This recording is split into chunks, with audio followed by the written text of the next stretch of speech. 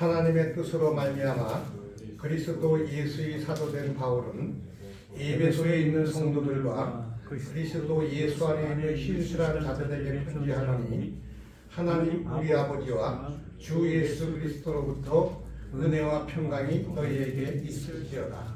아멘. 오늘 본문은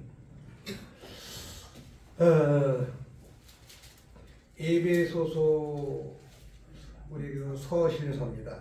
요 에베소서의 구조는 1장에서 3절까지는 하나님께서 우리를 어떻게 천국 시민이 되게 하는지가 기술되어져 있고 4장에서 6절까지는 그렇게 천국 시민이 된 우리가 어떻게 살아가야 하는지에 대해서 설명하고 있습니다. 오늘 우리가 읽은 본문 9절에는 편지의 발신자와 수신자, 인사말로 이루어져 있습니다.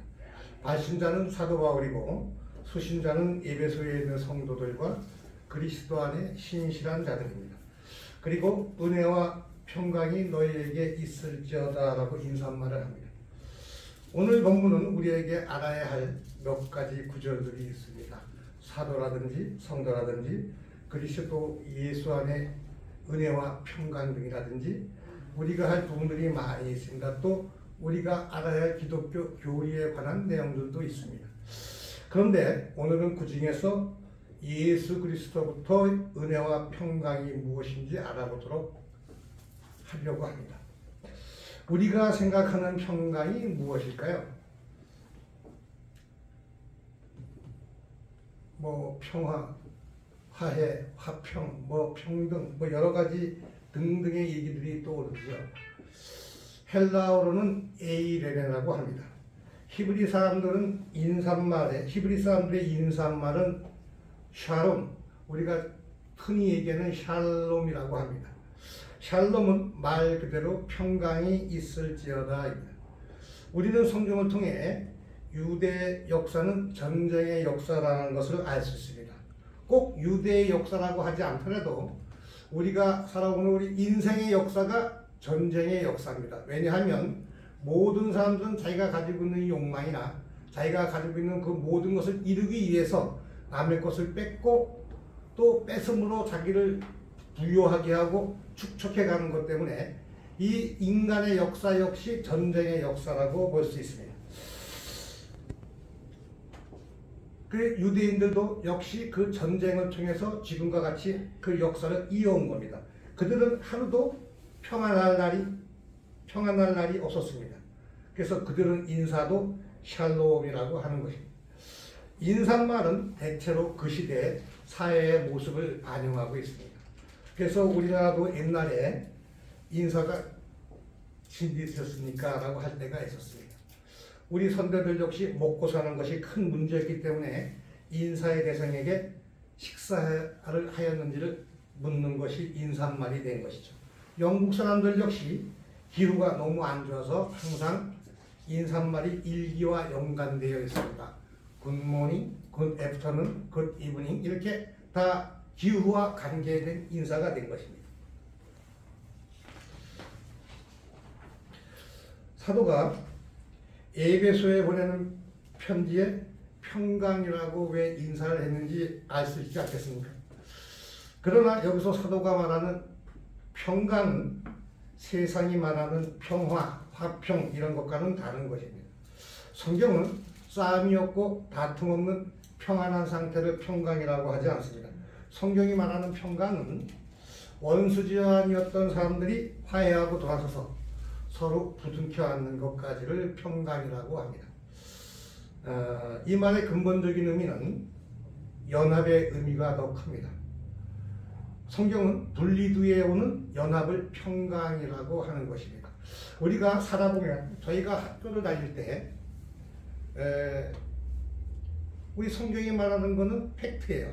그러나 우리가 살아가면서 느끼는 것은 가짜. 그런데 그것도 하나의 교보제로 쓰였단 말입니다. 우리가 교보제로 쓰이는 걸 보면 나는 학교 다닐 때 몸이 굉장히 약했어요. 그러니까 키도 제가 초등학교 6학년일 때 1m 8cm밖에 되지 않았고 아주 약했어요. 근데 내 뒤에는 든든한 형이 있었어요. 형은 나보다 2살 더 위인데 그 형은 정교 싸움 대장이었고 일진이었고 힘도 아주 셌어요. 그러니까 나는 학교에 가면 든든한 거예요. 그냥 뭐 아무리 크내고 힘짜내고 다 필요 없어. 내가 가서 불교평 패고 싶으면 패는 거야. 하다가 내가 맞아서 울면 조금 있다 우리 형이 와가지고 그냥 걔를 그냥 크게 혼내는 거예요. 그러니까 난 믿음이 대단했어요. 근데 그게 교보제로 본다면 우리가 뒤에 하나님을 갖고 계시는 거예요. 우리가 하나님을 뒤에 이 세상 어떤 게 와도 우리는 이길 수 있어요. 든든한 하나님을 빼내 갖고 있으니까. 그러나 그것은 팩트고 내가 겪었던 우리의 삶에서 이것은 교보제로 쓰이는 겁니다. 알 수 있는 거죠. 그렇다면 이 평강은 누구와의 평강일까요? 하나님과의 평강을 빌고 있는 것입니다. 아시다시피 범죄한 인간은 모두 하나님과 원수가 되었습니다. 아담 이후로 하나님과 평강의 관계를 가질 수 있는 사람은 단 한 사람도 없습니다. 그런데 사도가 어떤 한 무리에게 하나님과 화해가 되어야지만 주어지는 하나님과의 평강을 빌고 있는 것입니다. 성경의 기록자는 하나님이시죠.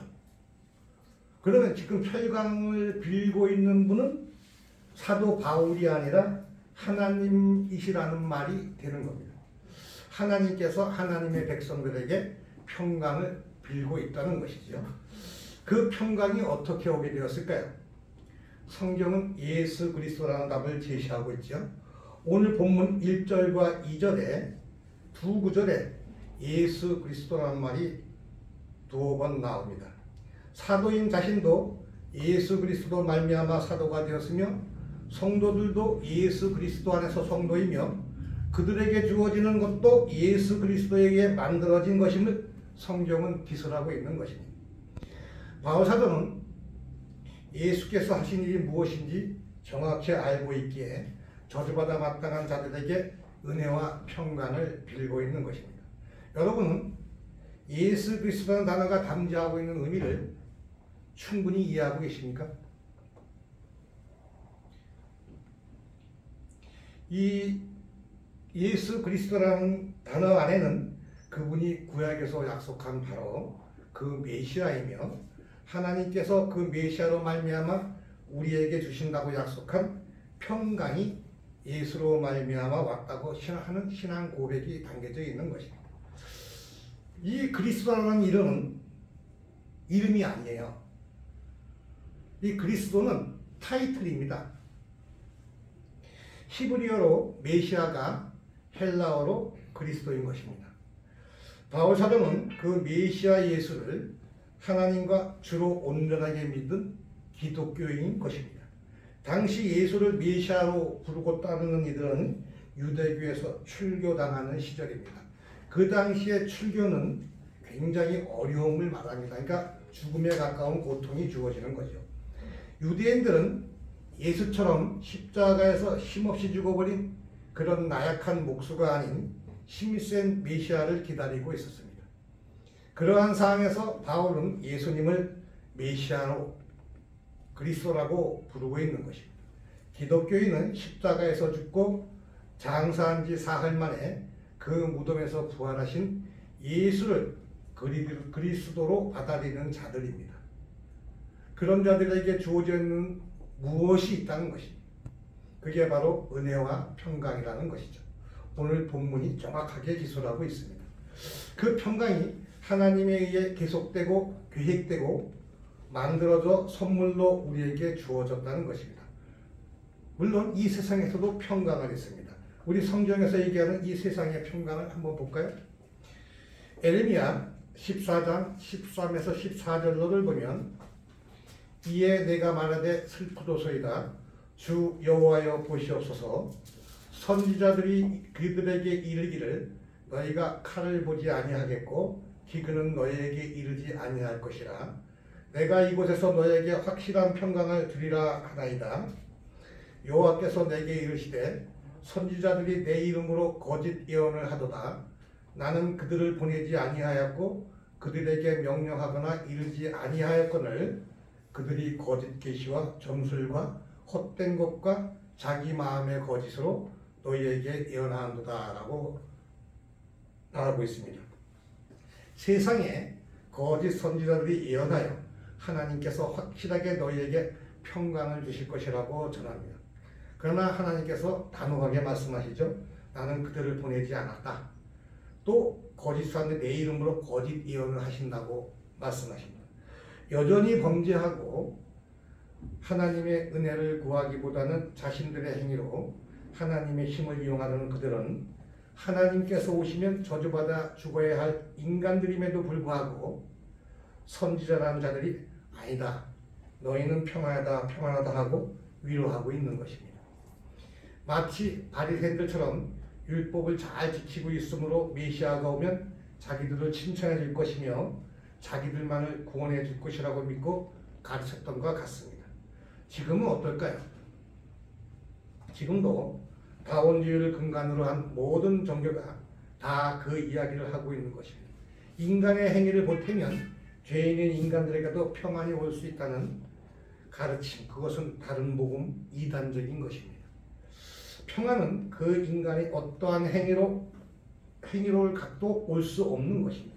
그 평안은 하나님께서 전적인 그분의 주권 아래 우리에게 선물로 주시는 것입니다. 에레미야 6장 14절을 보겠습니다. 그들이 내 백성의 상처를 가볍게 여기면서 말하기를 평강하다 평강하다 하나 평강이 없도다.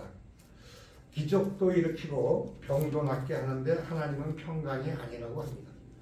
그들은 거짓 평화를 전합니다. 병이 낫고 환경이 좋아지고 생활이 윤택해지는 것들이 참 평안이 아니라는 것입니다. 하나님이 주시는 평강은 그런 평강이 아니라 지금도 그런 거짓 평안을 외치는 자들이 우리 주위에 많이 있습니다. 예수를 믿으면 축복받고 소원이 이루어지며 내가 원하는 모든 것들이 만사형성 일사천리로 이루어지는 이 같은 신앙을 외치는 자들이 주위에 널리고 널렸습니다. 저도 요즘에 가끔 제가 이런 근무지에서 SNS를 통해서 이런 성경 말씀들을 많이 접하고 있는데 지금 우리 유명한 목사님들, 우리 선배 제자들께서도 똑같은 얘기들을 하고 있는 걸 많이 봅니다. 그래서 그 성경을 읽다가 내가 이 다른 복음에 빠지는 거 아닌가 싶어서 다시 한번 나를 경계하고 다시 덮고 생각을 한번 추스르고 이런 적이 여러 번 있습니다. 다시 본문으로 가겠습니다. 성경이 말하는 평안은 그런 평안이 아닙니다. 오히려 그러한 물질적, 공간적 편의들이 내게 주어져 있지 않을 때 그때도 사라지지 않는 그 어떤 하늘의 것이 평안, 에이레네라고 부르는 것입니다. 예수님께서 말씀하시는 평안을 성경에서 찾아보도록 하겠습니다. 요한복음 14장 27절입니다. 평안을 너희에게 끼치노니 곧 나의 평안을 너희에게 주노라. 내가 너희에게 주는 것은 세상이 주는 것 같지 아니하리라. 너희는 마음에 근심하지도 말고 두려워하지도 말라. 누가복음 12장 51절에서 53절로까지를 봅니다. 내가 세상에 화평을 주려고 온 줄 아느냐? 내가 너희에게 이르노니 아니라 도리어 분쟁하게 하려 함이로라. 이후부터 한 집에 5사람이 있어 분쟁하되 셋이 둘과 둘이 셋과 하리니 아버지가 아들과 아들이 아버지와 어머니가 딸과 딸이 어머니와 시어머니가 며느리와 며느리가 시어머니와 분쟁하리라 하시니라. 예수님으로 인해 주어지는 평강은 아무 없는 조용한 평화가 아닙니다. 예수님을 믿으면 오히려 분쟁이 생기고 싸움이 생깁니다. 예수님 때문에 친한 친구들이 떠나가고 예수님 때문에 가족 사이에 분열이 생깁니다. 예수님 때문에 세상 사람들과 어울리지 못합니다. 우리가 이 땅에서 누리는 평강은 전쟁을 동반하는 평강입니다. 그래서 사사기에 보면 왼손잡이 에우시대에 태평을 이야기하면서 삼가리 전쟁이 에우시대에 동시에 묘사되고 있는 것입니다. 기드온이 반석에서 불이라와 재물을 태운 그 하나님의 표적의 자리에서 여호와 샬롬이라고 이름을 붙이고 평안을 외치고 바로 바알의 아세라 목상을 찍으러 전쟁터에 나가야 하는 것처럼 이 땅에서 그리스도인들의 평강은 그렇게 태평성대처럼 쉬운 것이 아닙니다. 예수 때문에 손해보고 예수 때문에 고단하고 예수 때문에 멸시받는 것이 평강이 임한 그리스도인의 삶입니다. 그렇게 당하면서도 예수로 말미암아 그 마음은 기쁘고 잔잔한 것을 성경이 말하는 평강이라고 하는 것입니다. 그 평강은 세상 사람들은 이해할 수도 없고 받아들이지도 못하는 평강입니다. 그래서 그 평강은 선물로밖에 은혜로밖에 주어질 수 없는 것입니다. 왜냐하면 세상이 갖고 있는 것은 전부 물질적, 공간적, 제한적 재료밖에 없기 때문입니다. 그러한 것으로 주어지는 평강은 참 평강이 아닙니다. 따라서 참 평안, 참 평강, 참 평안은 이 세상의 것을 재료로 하는 것이 아닌 하늘의 것을 근본으로 삼는 것입니다. 그래서 성경이 말하는 평강은 하나님으로부터 오직 선물로만 주어질 수 있다고 하는 것입니다. 하나님께서 뚫고 들어와서 마음속에 새겨버리시는 겁니다. 그게 평강입니다. 요한복음의 서론의 내용이 무엇일까요?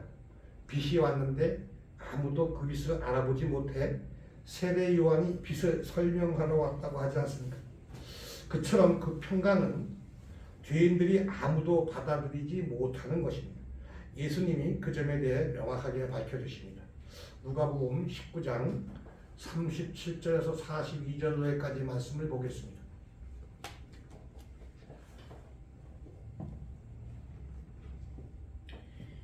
이미 감난산 내리막길에 가까이 오심에 제자의 온 무리가 자기들이 본 바 모든 능한 일로 인하여 기뻐하며 큰 소리로 하나님을 찬양하여 이르되 찬송하리로다. 주의 이름으로 오시는 왕이여 하늘에는 평하여 가장 높은 곳에서는 영광이로다 하니 무리 중 어떤 바리새인들이 말하되 선생이여 당신의 제자들을 책망하소서 하거늘 대답하여 이르시되 내가 너희에게 말하노니 만일 이 사람들이 침묵하면 돌들이 소리 지르리라 하시니라. 가까이 오사 성을 보시고 오심에 이르시되 너도 오늘 평화에 관한 일을 알았더라면 좋을 뻔하였거니와 지금 네 눈에 숨겨졌도다. 예수님께서 예루살렘을 향해 눈물을 흘리시며 죄인들이 그 평강을 원하지도 않으며 알아보지도 못하는 것에 대해 안타까워하시는 장면입니다. 이렇게 죄인들은 복음을 받아들이지도 않고 관심도 없기에 성경에 예수께서 비유로 천국을 설명합니다. 씨 뿌리는 자의 비유를 말씀하시고 길가, 돌밭, 가시떨기, 좋은 땅에 복음씨가 떠져도 결실하는 것은 좋은 밭뿐이라는 것을 설명하시면서 비유로 말씀하시는 이유를 이렇게 말씀하십니다. 마태복음 13장 13에서 17절입니다. 13절입니다. 그러므로 내가 그들에게 비유로 말하는 것은 그들이 보아도 보지 못하며 들어도 듣지 못하며 깨닫지 못함이니라. 이사야의 예언이 그들에게 이루어졌으니 일러스되 너희가 듣기는 들어도 깨닫지 못할 것이요 보기는 보아도 알지 못하리라.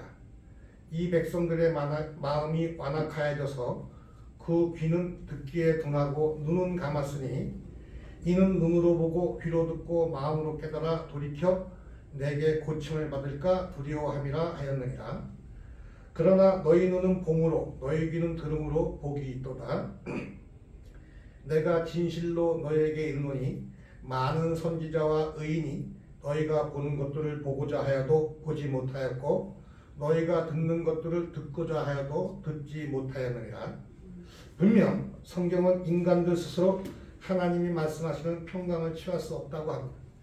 그래서 그 평강은 하나님에 의해서만 우리에게 주어질 수 있다는 것입니다. 그것이 그리스도인들에게 주어진 평강입니다. 세상의 일이 잘 되어서 주어지는 기쁨은 편안이라고 하죠. 우리가 얘기하는 평강, 평화, 화평 이런 것들이 아니라 편안, 편안한 안자서 편안이라고 하는 거죠. 그러나 하나님의 뜻을 쫓아 하나님께 순종하며 사는 자들에게 주어지는 것은 세상은 해낼 수 없는 그것이 바로 평안, 평강, 화평인 것입니다. 이렇게 세상에서 불이익을 당하면서 어느 순간부터 우리의 삶을 간섭하는 그 진리에 기쁘게 순종하며 가는 것을 성경은 평강이라고 하는 것입니다. 어떻게 그런 평강이 우리에게 주어졌을까요? 바로 예수 그리스도에 의해 우리에게 주어진 것입니다. 오직 그분의 공로로만 우리에게 선물로 주어진 것입니다. 예수께서 눈물을 흘리시며 안타까워하실 만큼 그 평강은 죄인들이 바라지도 않고 보지도 못하는 것인데 우리는 지금 그 평강을 누리고 있지 않습니까? 다른 사람 같으면 목을 맬 상황에서도 하나님을 찬양하고 예배하고 기쁨을 이야기할 수 있는 것입니다.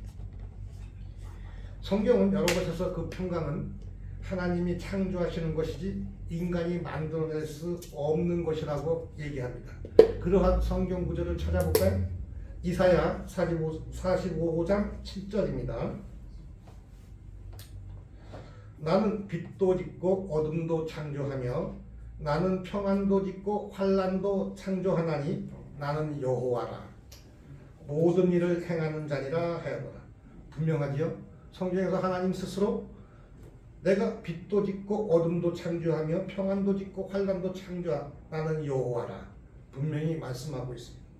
죄에 빠진 세상에 평강이 없습니다. 죄인들이 평강을 이야기한다는 것 자체가 어불성설이며 잘못된 것입니다. 죄인들은 하나님과 평화를 이야기할 수 없습니다.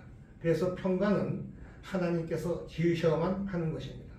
이런 사항을 올바로 인식한 자들에게만 복음으로 들리게 되는 것입니다. 평강이라고는 찾아볼 수도 없고 벗어날 수도 없는 어두운 상황 속에서 하나님으로부터 평강이 약속된 것입니다. 그게 복음입니다.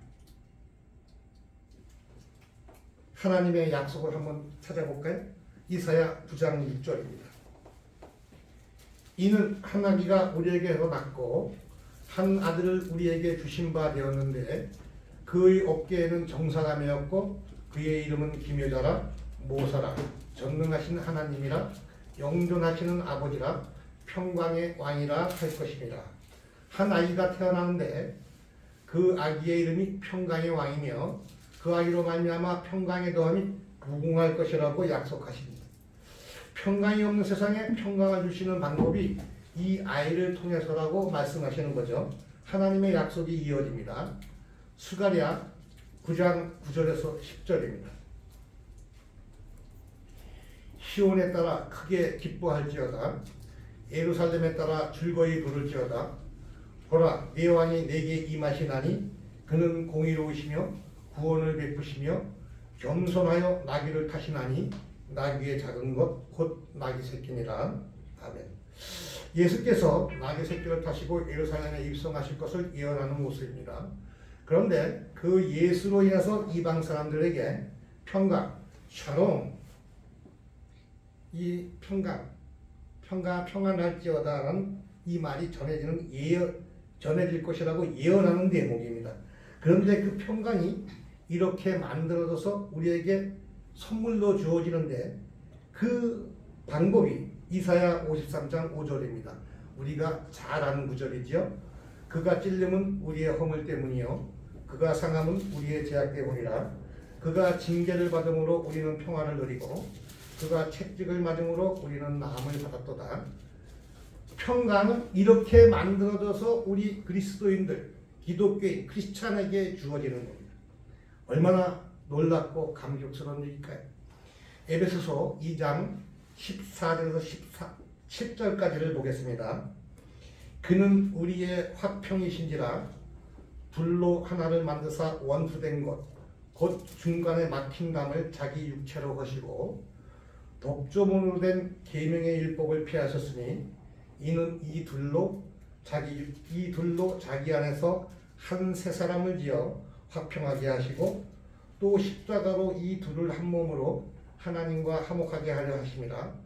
원수된 것을 십자가로 소멸하시고 또 오셔서 먼 데 있는 너에게 평안을 전하시고 가까운 데 있는 자들에게 평안을 전하셨으니.